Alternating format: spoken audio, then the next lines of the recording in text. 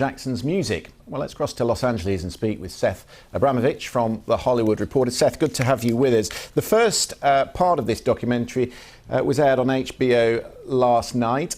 You've seen it. What did you make of it? Oh, it's a slow motion horror movie. Very disturbing, very detailed. The camera stays on the accusers' faces for long static shots, and that's the truth, to me at least, when you look in their eyes and see them relive these moments. And they were clearly asked to be in the present when it came to the many sex crimes that were perpetrated against them. And so they're there, and by extension, you're there. Very difficult to watch. Seth, this happened so long ago. These allegations have been made time and time again. What does this film do? What does it achieve that other documentaries, that other accounts haven't? I don't think anything of this kind has been attempted before. It really is the first of its kind. So first and foremost, it is not presenting it as a debate or a trial. There are not two sides. There are just the lives of these two men and their families, and now they're having their own children. And I think that's what's eliciting this reckoning in themselves to face up with what happened to them when they were children. So it's not coming from a judgmental point of view. It's coming from a place of letting them express what it is they want to express.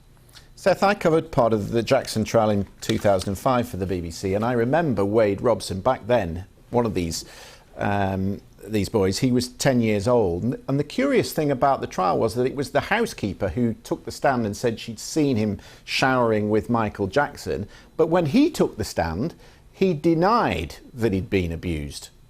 Is that because at the time he didn't understand what the abuse was? Yes, and you know, the psychological sort of barriers you put up in your head to, you know, denial and just the humiliation. Look, I don't know 100% that what he's saying is true, but the fact that he didn't deny against Michael doesn't mean that he's lying now.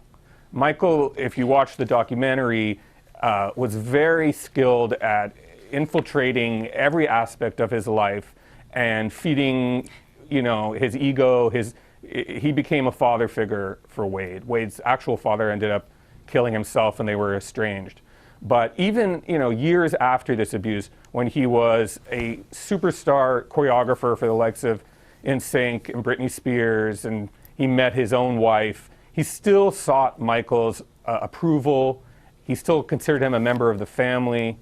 So I think trying to put, you know, easy... Yes, go ahead. Seth, I just want to ask you very quickly about another shocking story, the death of Luke Perry, the star of Beverly Hills 90210. I mean, that is shocking, isn't it? He was so young. Yeah, he was something like 51 or 52, and, you know, of course, a huge sex symbol in the 90s. He exuded just effortless cool. I grew my sideburns to be just as cool as Dylan McKay. So it's quite shocking, and he's on a hit show now, Riverdale, or he was, unfortunately. That show just went on hiatus in light of the news.